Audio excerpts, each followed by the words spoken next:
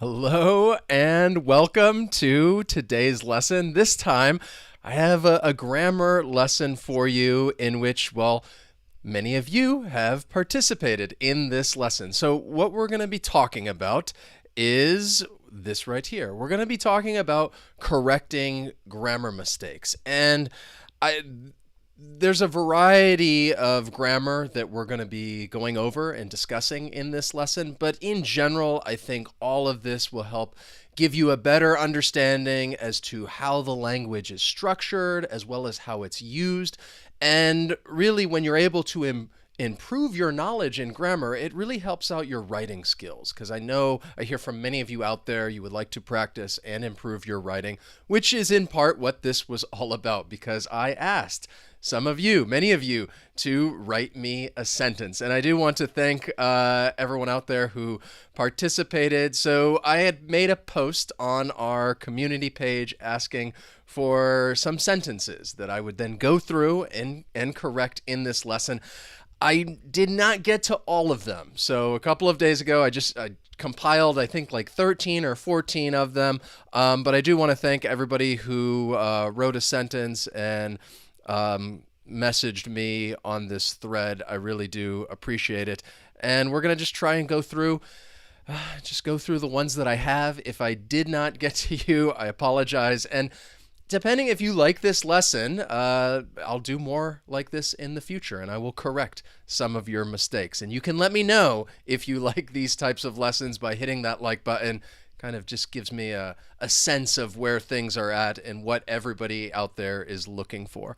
So I'll give some shout outs toward the end. I'm really just going to go through the sentences that I have, and then at the end, I may give a few shout outs. But let's start with this right here. So what I've done is I've up here, you can see I screenshot the question or the inquiry, and then I've made my notes down here, and I'll talk to you a little bit about what's going on. So this person, John, had mentioned difficulty using verbs like open, and gave an example like the door was opened or the door was opened. So really, this is a difference between passive and active. So right there, the door was opened. The subject, which is the door, in this case, a passive sentence, is receiving the action. So then we're going to use the verb to be and then follow it with the past participle. Now, in this sentence, again, you would say the door was opened by someone. We can omit that information. You don't need it. Or again, just use it like that. And the one thing I would say about this, especially in this context, when talking about, well, somebody opening a door, overwhelmingly, I think people will use active sentences. There are certain times in which it's appropriate to use a passive sentence, but for the most part, when you're writing a story or you're writing something, you're likely to use a lot more active sentences. So even in this case, like I said, in this context, typically you would want to know who is doing the action. And I could say, John opened the door. So we have the subject, the verb open, and then the door receiving the action, in this case, the object. So that is the active sentence, and just a difference between active and passive. The next one that I have for you is this one. This was interesting, and this is a little tricky, and I am going to be sharing part of my opinion throughout this lesson. So the question was like, well, which sentence would be better? I accompanied my mother to the hospital as a chaperone, or I accompanied my mother as a chaperone to the hospital. So I highlighted two different parts of this sentence. So to the hospital, that is a prepositional phrase. As a chaperone, we have that as an adverb phrase talking about, well, how. And in this case, because with those adverbs, you can move them around in sentences. They're very useful. You could even put this at the beginning, and I could say, as a chaperone, comma, I accompanied my mother to the hospital. Or in this case, it was asked like, I accompanied my mother as a chaperone and then to the hospital, and using the prepositional phrase at the end. So Grammatically, all of them are correct. And this is where I feel like my opinion comes into play because I wrote the sentence like this. And that is how I think that people would overwhelmingly use this. They would use the prepositional phrase first and talk about, well, where were you going? And then follow it with that adverb phrase. So I accompanied my mother to the hospital as a chaperone. And the reason why I specifically moved this one to the end is that phrase, as a chaperone. Because when you have those phrases, and I gave another example down here, like, oh, I went with him to the dance as a friend. When people use that phrase, as a friend, as a chaperone, it's often going to come at the end of a sentence. And that is a phrase like that you might hear in like a TV show or movie. People accompany someone else to a party, an event, a wedding, and like, oh no, we just went to the wedding as friends. Or I went with him as a friend. So that is the primary reason why I moved this one to the back. That does not mean that you're going to put all of these phrases, adverb phrases, at the end, but that is my take when it comes to this one in particular, using that phrase like as a chaperone and talking about how. So once again, I feel like even as we go through the rest of this, I want you, and I tell this to all my students, try not to think of grammar as like right or wrong. Instead, try to think of it as like acceptable and unacceptable, and there's just that spectrum in between. Because there are things that I feel like, well, it would be more acceptable in the United States, in American English, but probably would not be viewed as acceptable in British English. British English. Sorry, my pronunciation's off today. But again, it helps, I think, people better understand grammar and kind of leave it a little more open. I think too often people want to think of it as right and wrong. So instead, I would say think of it as acceptable or unacceptable. And this is another example of that. So Ali asked, like, me and my friend, is this sentence correct? So I had changed it around. So my friend and I, okay, we're talking about the subject of the sentence. So you're going to use a subject pronoun, I, and not me. My friend and I are working together. This was just an example. And then the next sentence, they invited my friend and me. We're now using it as an object, so you're going to use an object pronoun to the party. So it really just depends on whether we're talking about a subject pronoun or an object pronoun. Subject pronoun, use I. Object pronoun, use me. In just colloquial English, you may hear somebody in spoken English say like, oh, like, you know, you and me, we need to have a talk. And they may phrase it like that, you and me. But definitely I would not recommend doing it in writing. Again, like writing is more formal, so you want, in that case, to try to follow the rules that have been established, especially when it comes, like I said, the more accepted forms. And the other thing I'd want to point out that some people have asked me when it comes to like listing groups of people, and I put that down below as little like a footnote. When you're listing people that includes yourself, it's considered polite, in this case I said more accepted, to list yourself last. So that is why, again, different people have very strong opinions about this. If you put yourself first or in the middle, technically, yes, it would be grammatically fine, but again, it's more accepted to list yourself last. My friend and I, or they invited my friend and me to the party. So that's something to keep in mind when you're listing people, because I know that's something that it's pretty common when you're writing and you're talking about groups. Then, let's see, we're going through these, making good time. All right, so this is another one, giving you, gonna give you a little bit of my opinion. So the sentence that Rosa asked about was, I recommended that Susie do her homework herself, or I recommended Susie to do her homework herself. So I made that little notation up there, Macmillan Dictionary, which is where I got some of this information, especially like this part. So they talk about phrases that people used with recommend or recommended. So you would recommend that someone do something, or you could say someone is recommended to do something. So in this case, I chose the sentence here that this is what I would encourage somebody to write. I recommend that Susie do her homework by herself. I put that in parentheses because in this case, it is optional. You do not have to include it. It's really up to you.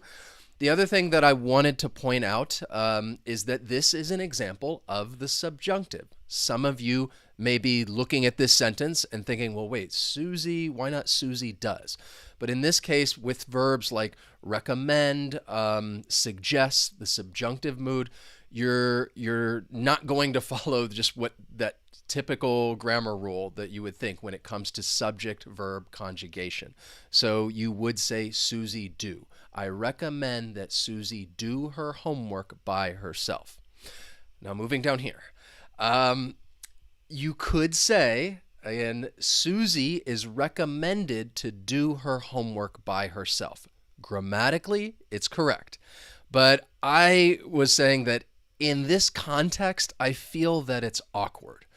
When you're using this form right here, like someone is recommended to do something, I feel like I said it's impersonal because in this context, I would think of a teacher writing to maybe a parent or somebody, a guardian, saying, look, I recommend Susie do her homework by herself, okay? It's more personal writing it that way. This, I said it's more impersonal because you're not listing, well, like who's doing the action, like who's making the recommendation. So I feel like you would find this form in a context that somebody's kind of like giving you instructions, like as a command. So this is an example that you could think about.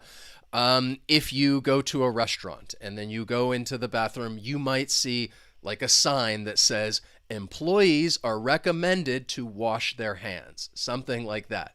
So we don't really need to say who's recommending it. We know it's the restaurant, it's society in general that yes, we go to the restroom, we go to the toilet, we should wash our hands. But you might see a sign like that, in which case they would use this form. And that's why I said it's like a little more impersonal and kind of just like making that recommendation more as like, okay, this is something you should probably do.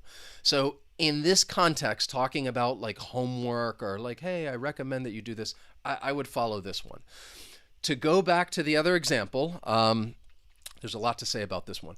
I would also say that I think it is accepted to say, I recommend Susie to do her homework herself.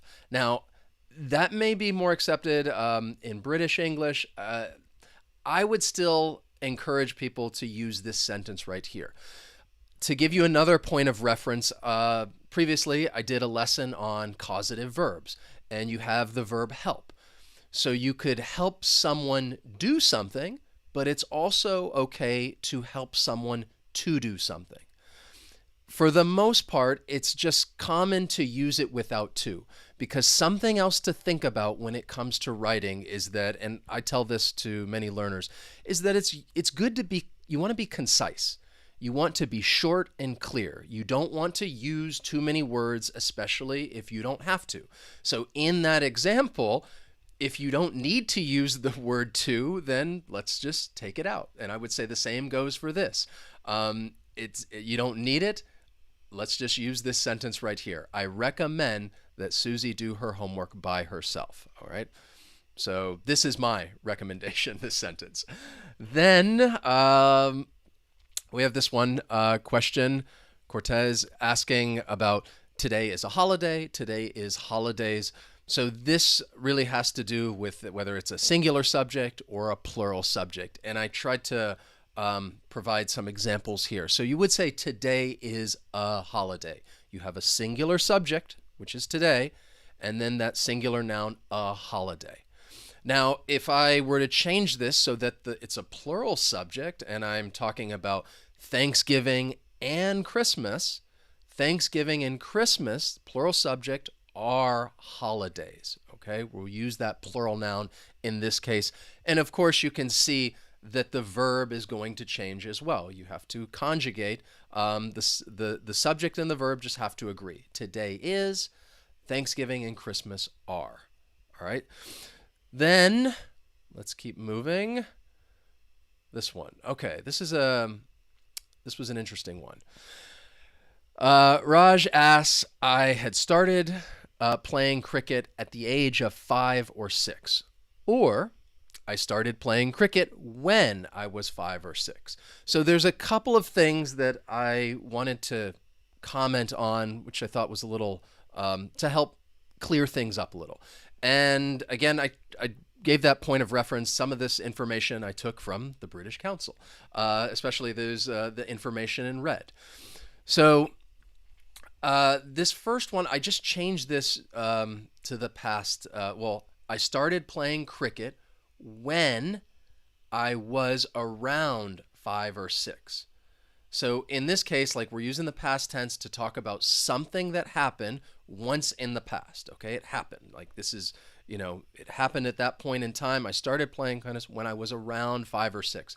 The reason why I added that adverb in there, around or about, because when you're saying 5 or 6, you're not being specific. So that was a part of the sentence that was a little awkward. So I included those adverbs in there to clear things up a bit. I started playing cricket when I was around 5 or 6. This is a sentence that, that you would say to someone if you're just having a conversation. Now, if you want to use the past perfect, so I wrote down here that you use the past perfect, which is had plus the past participle, to talk about a time up to a certain point in the past. And that point in the past, that is important. So in this case, you could say, I had started playing cricket by the age of 5. So when you're saying by the age of 5, that is my point in time. Now I took out that whole 5 or 6. And it's like you're saying that this happened, all right, probably like just before you turned 5. So right when you turned 5, by the age of 5, you had started playing cricket. So again, you're going to use the past perfect when you're talking about like 2 points in the past, all right? And one thing happened before this point. So in this case, you had started playing cricket by the age of 5, okay? So again, there's different ways that you can phrase these sentences, but it's important to know, like, well, why? Like, what are you saying when you're using one verb tense over the other? So this was another a question that I think a lot of people find a little confusing. So Fatima asks, like, I'm confused about using the ing or the infinitive after like, so the verb like. Now, like is a very common verb. I think it's very useful, and hopefully it makes it a little easier to know that you can use either one. You can say, I like playing soccer, and I'm following it with the gerund, that ing, playing, or I like to play soccer. And then in that case, you're following it with the infinitive, to play. Now, again, my personal preference, I don't know why. I think I tend to use the gerund more often than I use the infinitive. But both forms are correct. They are both accepted, I think, across all English varieties. And the other thing that I included down here, because there are certain verbs that you want to follow with the gerund. There are certain verbs that you want to follow with the infinitive. And there are also certain verbs, like these right here, that you can follow it with the gerund or the infinitive.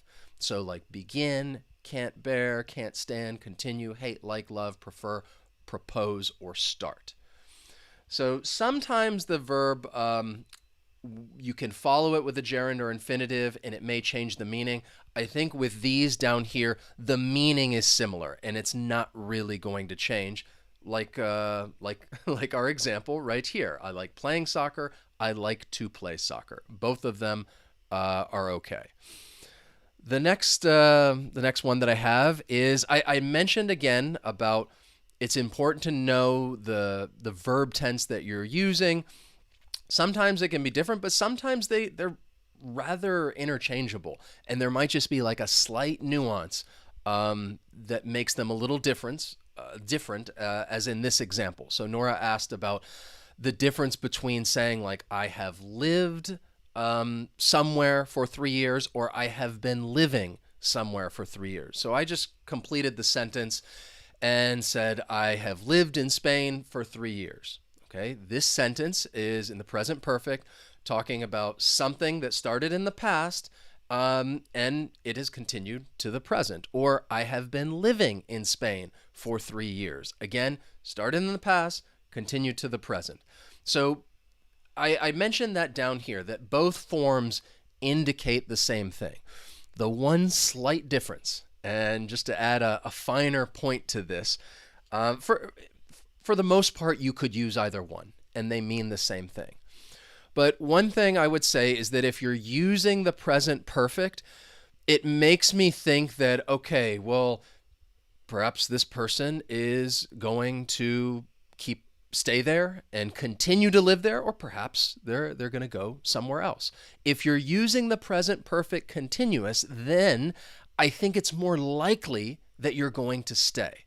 So if I were to give a little more context with each one, if I said, oh, I've lived in Spain for 3 years, but now I think it's time to move on.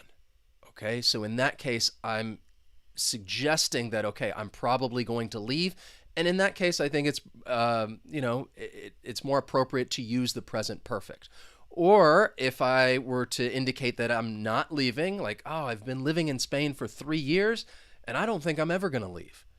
So again, now I'm telling you that I'm going to stay. And in that case, I think the present perfect continuous would get my vote as to which one to use. So that's a slight difference between these two, but really they both indicate the same thing. Something started in the past, it's continued up until the present. Then we have, okay, a couple of things with this sentence. Chenjin was asking, like, I used to go for a jogging in the morning, and I guess like that was the next part of the sentence. Did you used to jog?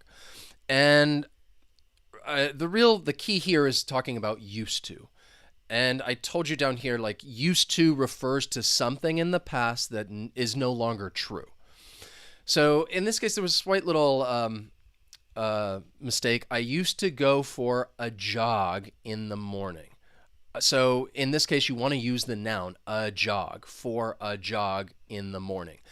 If you want to use that gerund, in that case, you would just say, I used to go jogging in the morning. So again, you could word the sentence either way, but if you want to keep for a, you'd want to follow it with just the noun jog. And then the next part, that question, did you used to jog? So we're using used to without the ed, and this is really the only exception because of the meaning of this verb, that you're talking about something in the past that is no longer true.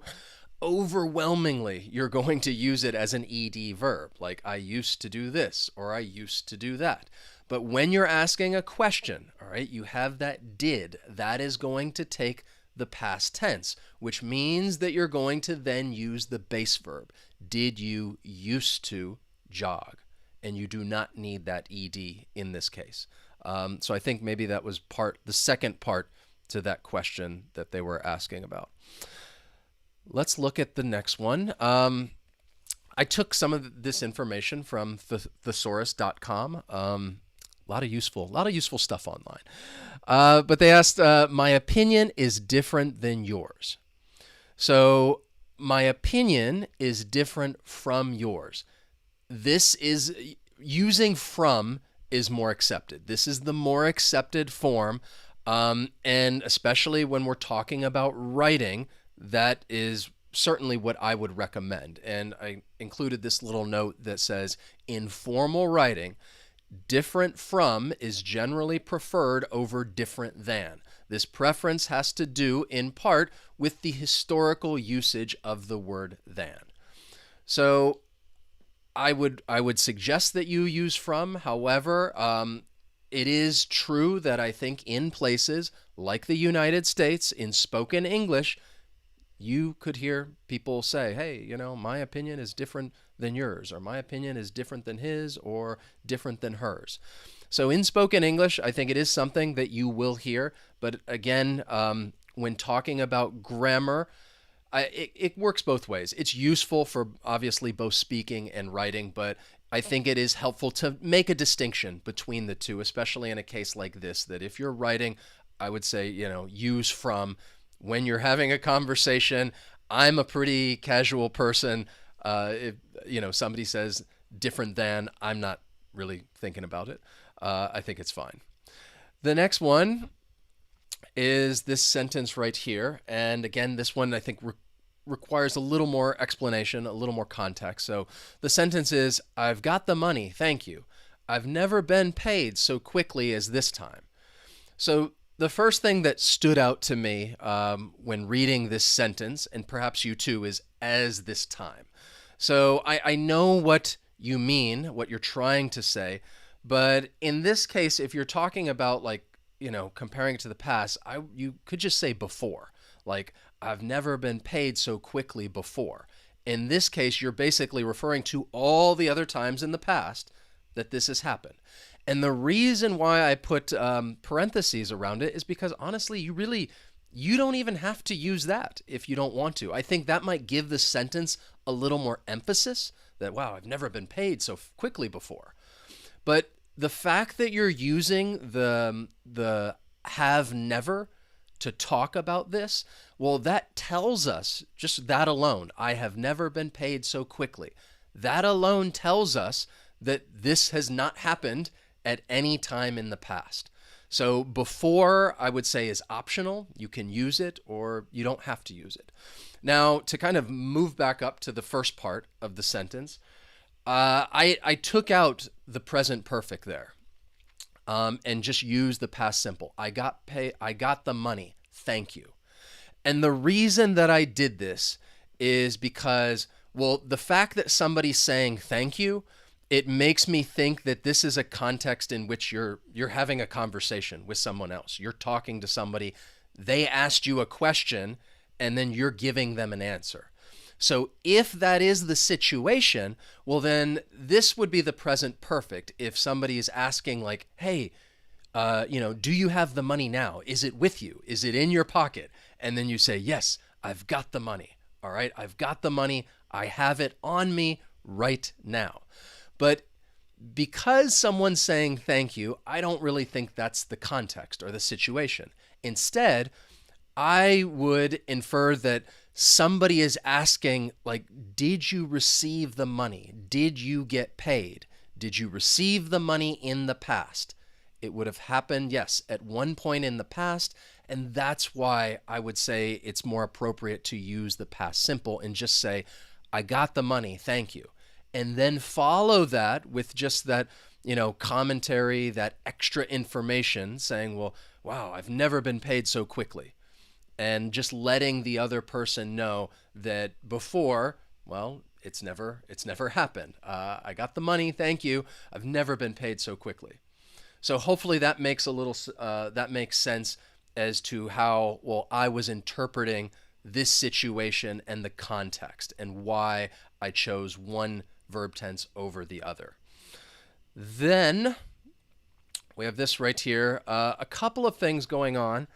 The sentence from MG says, if I had been you, I would have liked to know if he had done it or not.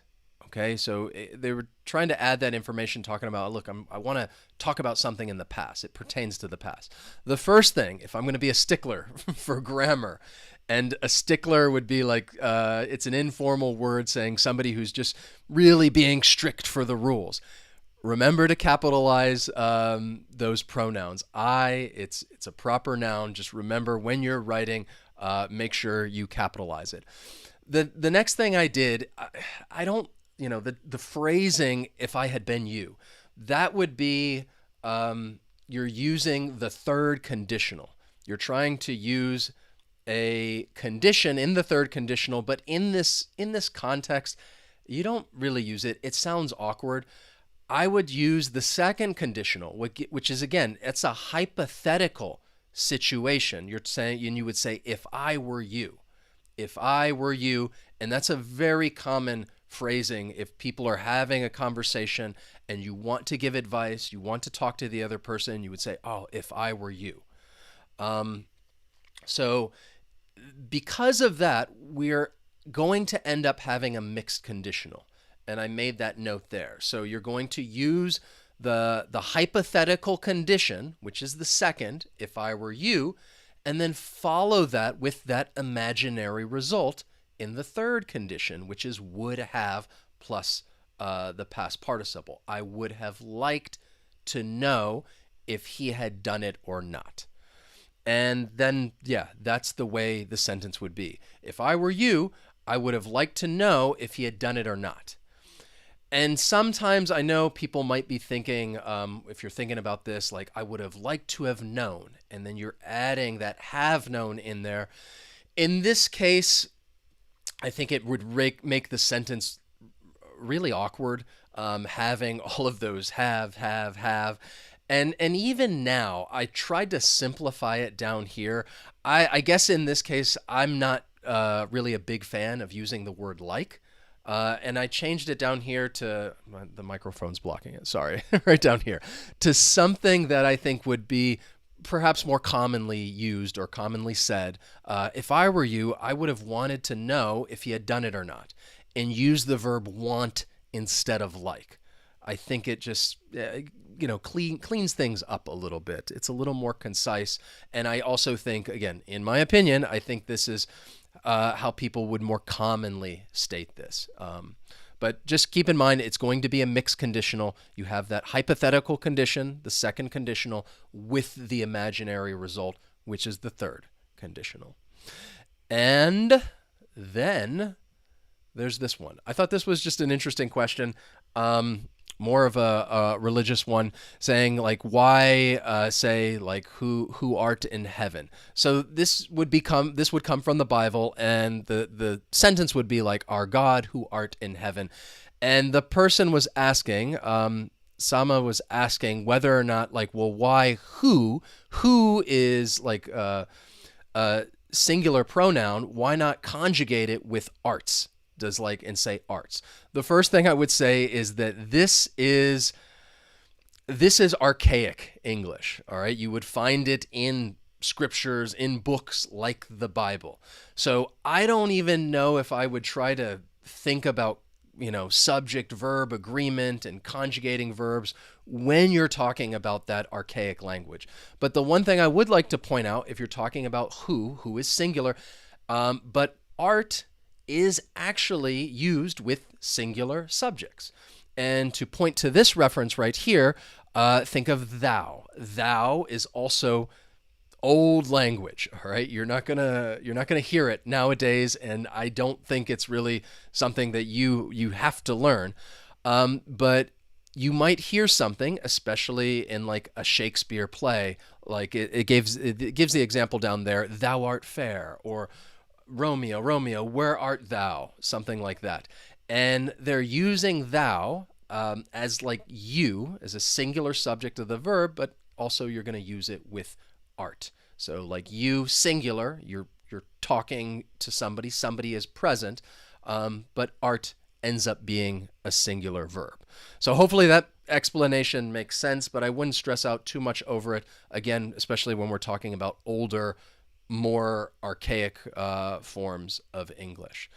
So the other thing I wanted to tell you guys, if you want to get the lesson notes, these lesson notes, I will leave a link down in the description, and you can check that out. If you're already part of our community, email community, I'll send those out to you already and put them up for our members, patrons, and yeah, just try to trying to share as much information as possible. So now like I said, I kind of went through this and didn't have as much conversation or engagement with the chat. I apologize for that, but I do want to thank you guys for joining me. I hope this makes sense.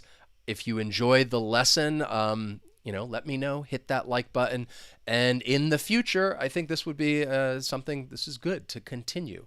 And it really, it keeps me on my toes because there's a fair bit of research that goes into some of this, especially when trying to explain, like, well, why would I use this over the other?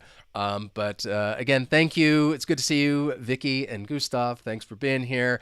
Lolly, always good to see you. Takayo, Angela, Arafaf, Alvaldo, John. Let's see. Yakbinir, Edvaldo, Cristiane. All right, maybe that's all right. I haven't seen you in a while. Elsa and Suarez, thank you guys so much. Eloisa, so next time, hopefully, maybe I'll do a quiz lesson. And that way, everybody can participate in this type of lesson. I don't think it was as it wouldn't have worked the same way to try and get everybody to throw sentences down there and try to correct them. So I just wanted to go through this, but help also make you a part of it by asking you for those sentences. And again, thank you guys for writing some of those sentences for everybody to look at, because I think often a lot of times we have the same question when it comes to grammar, vocabulary, and so many pronunciation and so many other things. So I hope you have a wonderful day, and I will see you next time. So